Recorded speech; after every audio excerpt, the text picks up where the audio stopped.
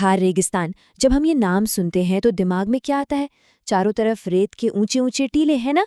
पर जरा सोचिए, क्या हो अगर इसी रेत के नीचे एक विशाल पुराने महासागर का राज छिपा हो। चलिए आज इसी गहरे रहस्य से पर्दा उठाते हैं। तो चलिए मुद्दे पर आते हैं। सवाल बहुत सीधा है। क्या भारत का जो ये विशाल थार मरुस्थल है वो हमेशा से ऐसा ही था, या फिर एक जमाने में यहाँ समुद्र की लहरें उठा करती थी? इस कहानी को समझने के लिए हमें वक्त में बहुत बहुत पीछे जाना होगा। कितना पीछे? लगभग 18 करोड़ साल। ये वो दौर था जब धरती पर डायनासॉर्स का राज था, और जो सबूत हमें मिले हैं वो इतने ही पुराने हैं।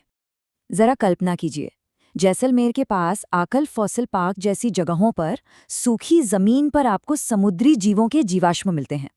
मतलब पेड़ों के तने, घोंगे और सीपियां जो अब पूरी तरह से पत्थर बन चुके हैं। ये सब इस बात का पक्का सबूत है कि यहाँ कभी पानी ही पानी था। और बात यहीं खत्म नहीं होती। हाल ही में एक और बड़ी ही हैरान करने वाली चीज हुई।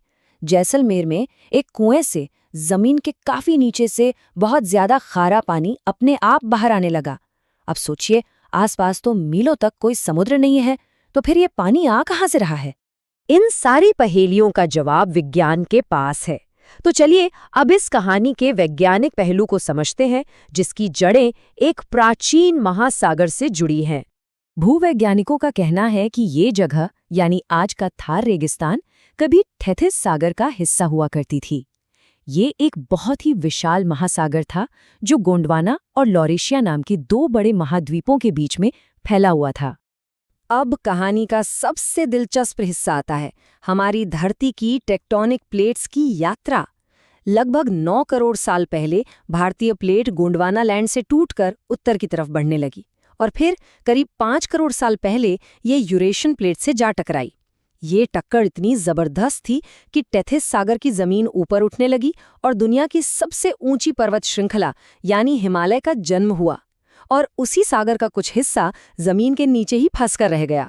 है ना कमाल की बात कि हमारी धरती का नक्शा कैसे हमेशा बदलता रहता है। तो जैसलमेर के कुओं से जो खारा पानी निकल रहा है वो असल में उसी पुराने समुद्र का बचा हुआ पानी है, और उस पानी के साथ जो सफेद समुद्री मिट्टी निकल रही है जिसे ऊज कहते हैं, वो लाखों साल पुराने समुद्री जीवों के अवशेष हैं। यही नहीं, वहां मिली विशाल शार्क के जीवाश्म भी उसी टेथिस सागर की कहानी बताते हैं।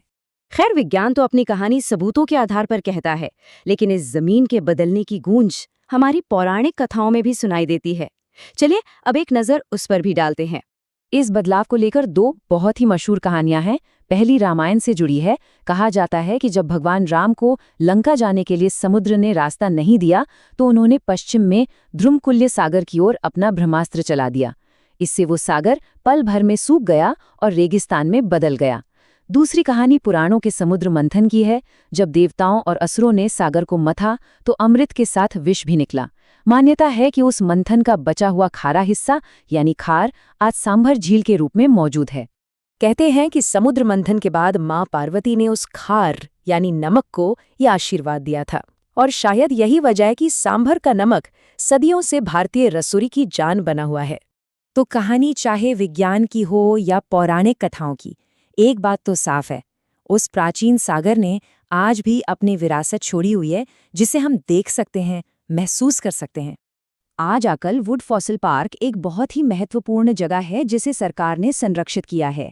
सांबर झील भारत के सबसे पुराने नमक के स्रोतों में से है। रेगिस्तानी रेत में आज भी यहाँ-वहाँ सीपियां और अमोनाइट के जीवाश्म मिल जाते हैं। और सांबर का देवयानी तीर्थ सरोवर उस जगह को असुरों के गुरु शुक्राचार्य की बेटी से जोड़ता है। ये सब उस समुद्री अतीत के जिंदा सबूत हैं। तो हमने देखा कि ये जमीन तो एक ही है, लेकिन इसकी कहानियां दो हैं, और दोनों ही बहुत गहरी हैं। एक ही जगह, लेकिन उसे देखने के, उसे समझने के दो अलग अलग नजरिए। एक कहानी पत्थरों पर लिखी है जिसे भूविज्ञान और जीवाश्मों की मदद से पढ़ा जाता है।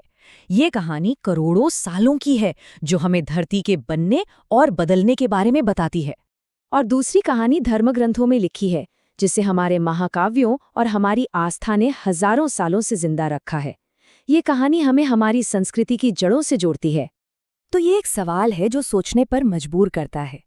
क्या विज्ञान और हमारी कथाएं ये दोनों ही अपने अपने तरीके से हमें हमारे इतिहास को समझने के दो अलग-अलग लेकिन उतने ही मजबूत रास्ते दिखाते हैं।